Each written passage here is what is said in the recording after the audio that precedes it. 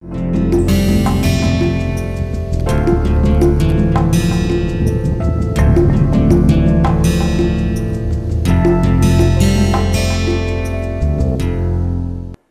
us start this lecture with a thought process. The dance of desires creates a wave of worries around our mind that muddles the power of soul. People say that soul is having infinite power, but however we do not experience it, and according to me it is the desires that creates a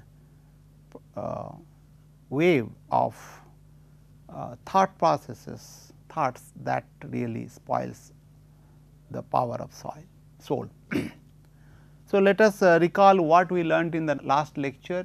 In the last lecture, we basically initiated discussion how to analyze the cooling system, and we looked at that the flow situations and the heat transfer being conjugate in nature are quite complex to analyze analytically. Therefore, we consider the analysis by making very crude assumptions that we are considering the heat transfer problem to be one dimensional and steady, and that can be valid only when the area across the wall, both the hot side and cold side, is same, and that is possible only when the radius of curvature of the combustion chamber and the nozzle is quite large. But today we will see how can we use this one dimensional steady analysis for complex practical configuration.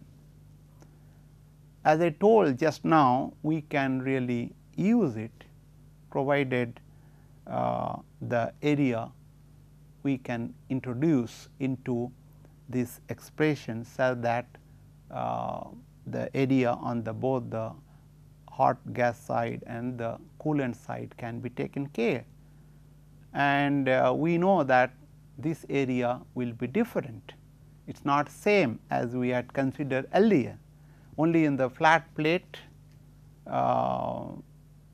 that area will be same, and if the however, in our rocket engines there will be a circular shape or any other shape kind of thing. So, therefore, area cannot be really same on the both the side. So, therefore, this one dimensional steady flow analysis can be extended to complex configuration by considering effective area on the both hot gas and coolant side as given below. So, what we will be considering? We will be considering this A g is the hot side area, and A w is the area of the wall. Of course, we will have to take the average area having certain thickness, and S c is your coolant area. So, A g is the hot gas side area, A w is the effective wall area, and A c is the effective coolant wall area, that we will have to consider. And if we know this, then equation 8 becomes basically H dot double dash is equal to H g T w A minus T c plus H dot double dash R divided by H g divided by the resistances. This is 1 by H g, and we are saying that delta L by K w into A g by A w, and H g divided by S c and S c, and this we can call it as equation 9.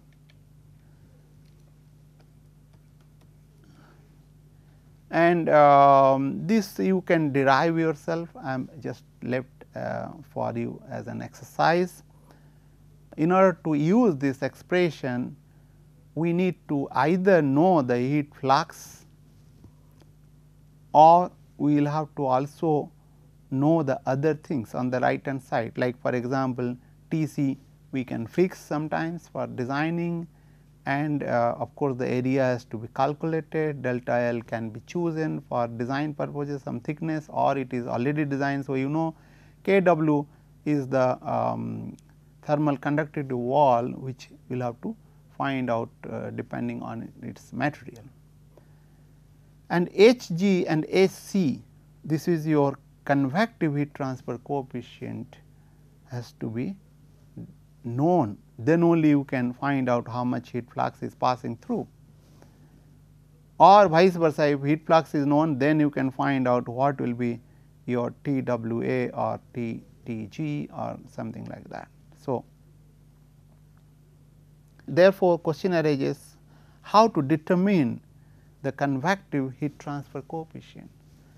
For this, we will be using basically semi empirical results expression for Nusselt number, which already people have done by conducting experiments. But however, if you want to do analytically, you will have to solve all the governing equations for conjugate heat transfer and turbulent flow, or if you want to do for one dimensional, of course, one can do that, but you may not get a very accurate result. Now, that can be done, as I told, by using semi empirical relation for convective heat transfer coefficients. And let us look at a heat transfer coefficient in terms of Nusselt number. This is your NUG, this is your gas side Nusselt number.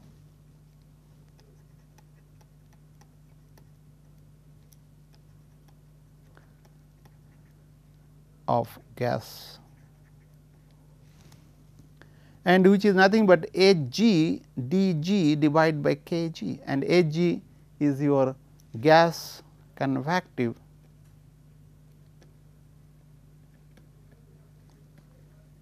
heat transfer coefficient, and d is your diameter of the combustion chamber or the nozzle at any cross section on gas side, and this is your thermal conductivity.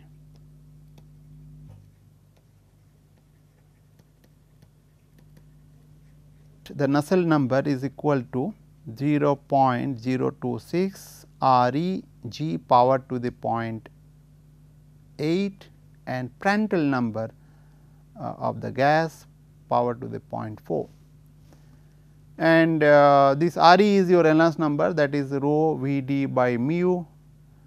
This is your basically Reynolds number, and this is your Prandtl number. Keep in mind that this is a very important expression, and which will be using to evaluate the heat transfer coefficient on the gas side. Let us consider it little further and see what inference I can draw.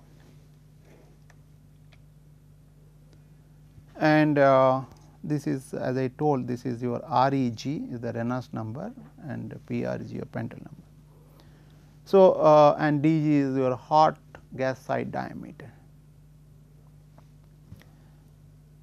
And let us look at this expression little carefully, and let us say this is be 10, and if you look at Hg is basically proportional to, if I consider as a rho V d power to the 0.8 and dg. This is of course corresponding, and we know that rho V is nothing but your mass flux, that is g.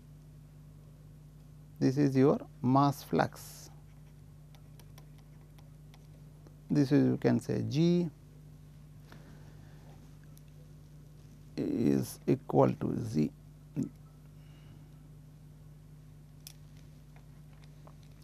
and I can say this is for your mass flow rate divided by area, that is your pi by 4 d g square, and for a constant mass flow rate I can consider that as basically d g and 1 by d g square power to the 0.8 divided by d g. So, this is proportional to d g, right. This is proportional to minus 1.8, and this is a very important statement you can look at. That means that A g is goes by 1 over d z power to the 1.8. This is a very strong dependent. That means A g, if you look at A g will increase if d g will be reduced, and which will be in case of throat area for throat, that is the minimum d g will be minimum,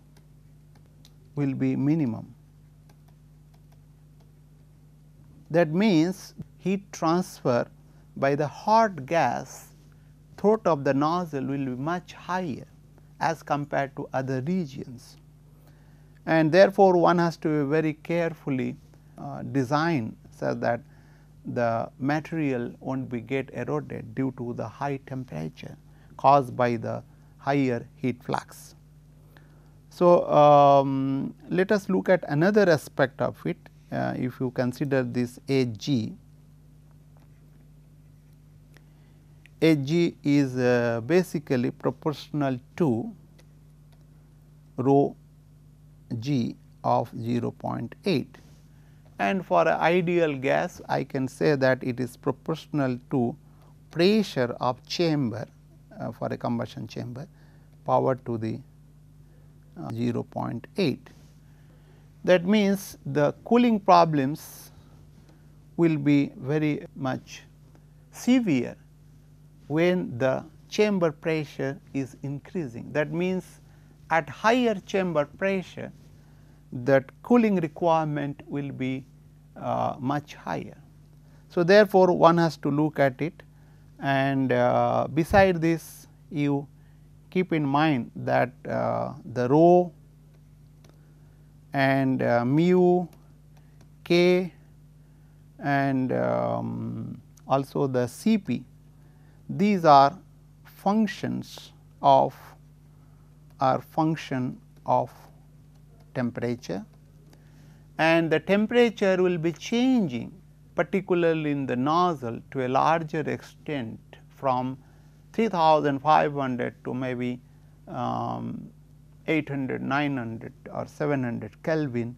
So, therefore, these properties will be changing. Now, question arises where you will evaluate its values, and what is being done that it is evaluated at the film temperature. So, these properties are evaluated at film temperature, Tf, and that of course one can say in different way, but we will be using this formula which will be useful, that is Tg plus Twh divided by 2. So, you can say that this is your wall and this is your temperature. If I consider this as a temperature,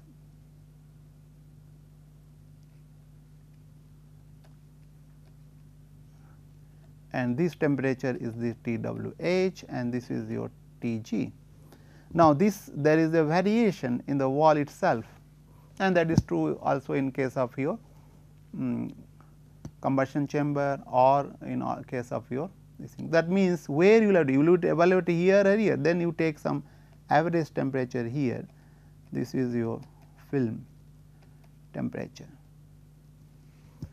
So, therefore, that one has to take care of it for evaluating the properties, so that you can get a proper estimation of gas convective heat transfer coefficient. So, let us look at a semi empirical relation for convective heat transfer coefficient of the coolant, and that will be using, this is NUC, it is similar to that.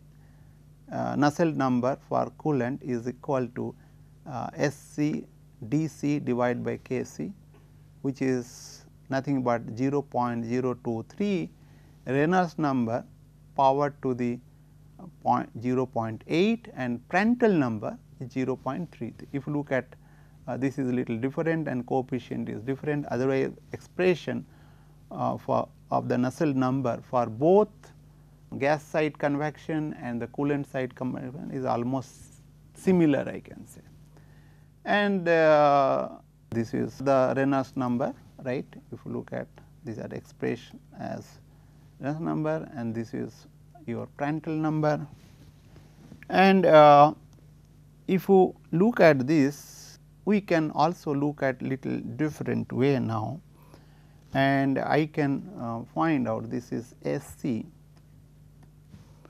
is basically equal to 0.023 rho V d by mu C and 0.8 and rho C p k, sorry, this is mu, that is your Prandtl number, C 0.33.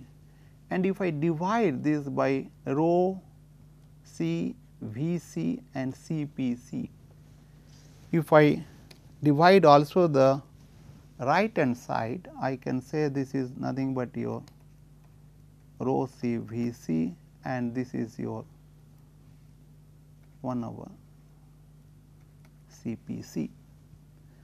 And keep in mind that this is nothing but your the heat thermal capacity, this is known as thermal capacity of the coolant. You are considering this as a ratio of heat transfer coefficient of coolant divided by the thermal capacity of the coolant, and this term is known as Stanton number.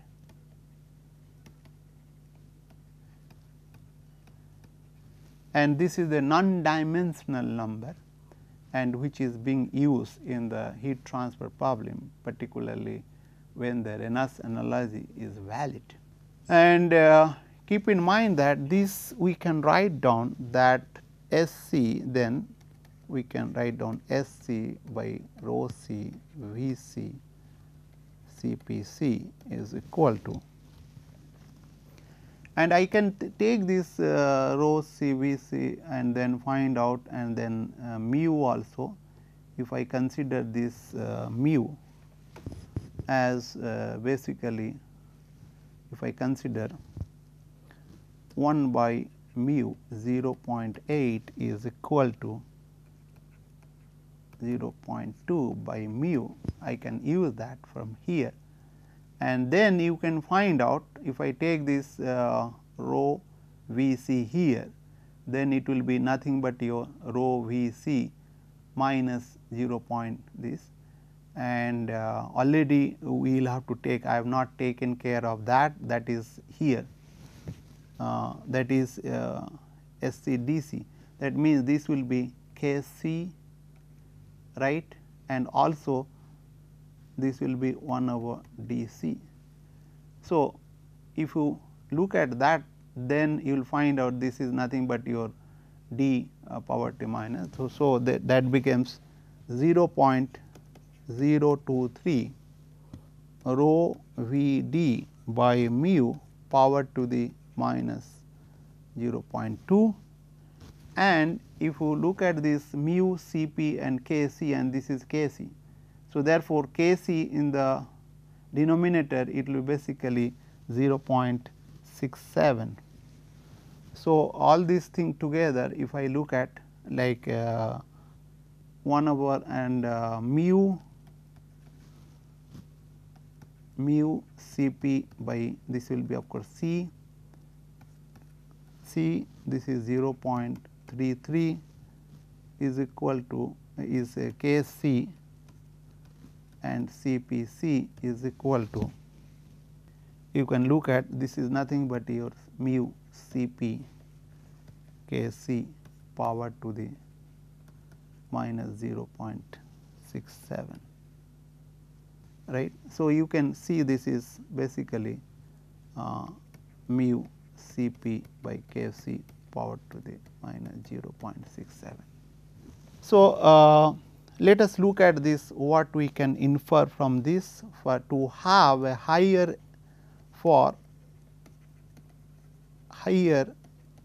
SC, what I will have to do? Basically, we will have to increase this rho Vc, rho Cvc, on also we can increase this Cpc, and Cpc can use by the coolant itself. For example, hydrogen being preferred over the others because it is having higher Cp values, and particularly for a fixed Reynolds number and fixed, see this statement that higher heat transfer coefficient for coolant or for even gas, that can be achieved by increasing the Cpc for a fixed Reynolds number and Prandtl number. Consider this is your throat area, and at the throat generally this area is heat flux will be very high, and there will be heat flux here is very high,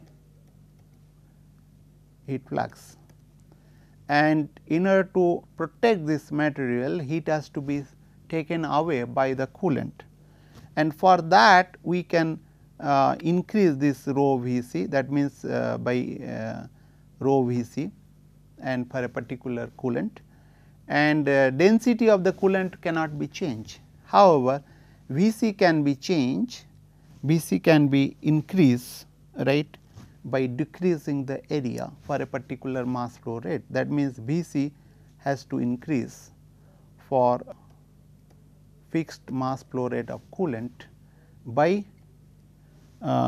basically decreasing the area, by decreasing the area of the coolant, and generally the Vc in the range of something 15 to 25 meter per second is being used at the throat region of nozzle. So, we will be can learn from here that how we can really use this expression and draw very simple and design considerations so that we can design the coolant passes properly, and so also the cooling system. Till now we have not really discussed how this adiabatic wall temperature is to be estimated. Let us look at that, and how we can really relate this adiabatic wall temperature and to the recovery factor.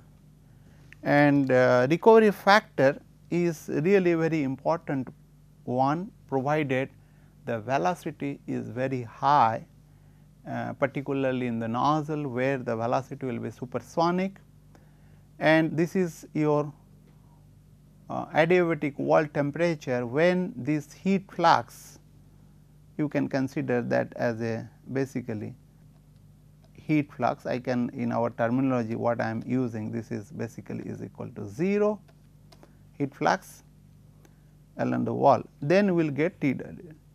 However, this TWA and will be same as that the TG or not, but if you consider this is your total gas temperature and which is little lower than that of, and because this adiabatic, this velocity of the hot gas will be coming to the 0 at the wall. As a result, it will be having certain amount of the decrease in the static temperature due to the higher velocity gradient.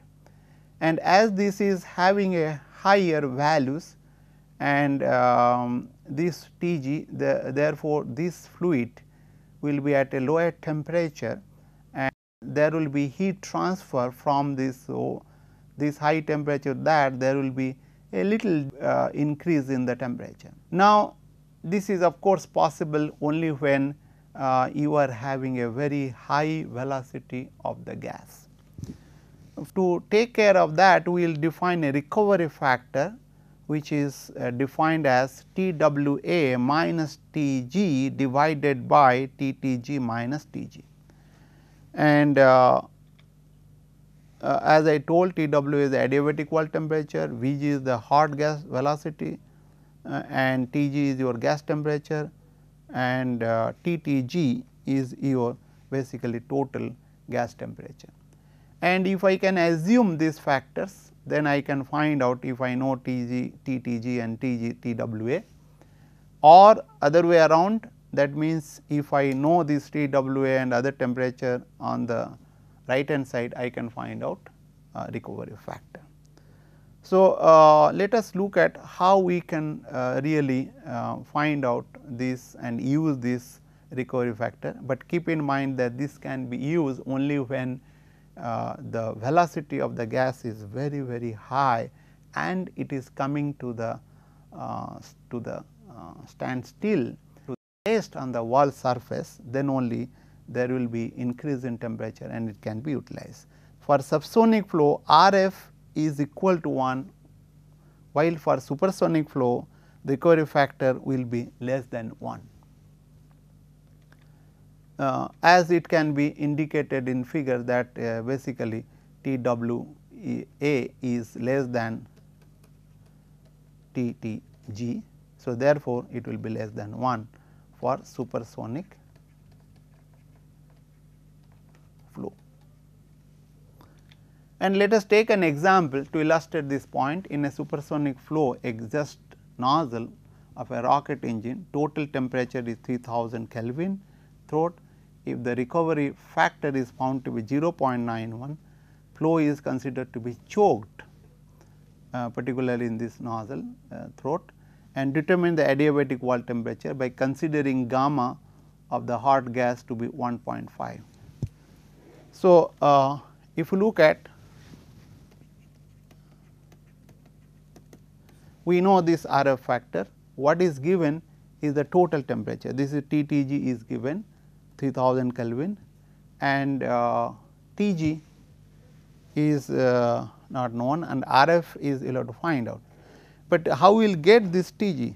TG we can get because it is choked condition, that means throat is choked, therefore, we can use the choked condition that is TG star is equal to TTG 2 divided by gamma g plus 1, gamma is given, TG is given. So, we can find out 2666 Kelvin and this is now known and TG is known and RF is known. So, we can find out TWA is basically 2970 K, whereas the TG is something 3000 Kelvin, which is very closer, and you can find that the difference between TW and TG happens to be within 1% error, which will be within the experimental error. Therefore, we will be all the time considering TWA is approximately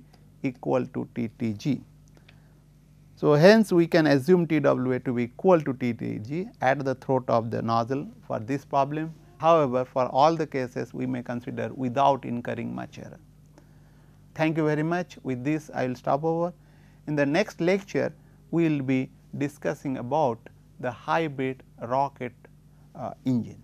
Thank you very much.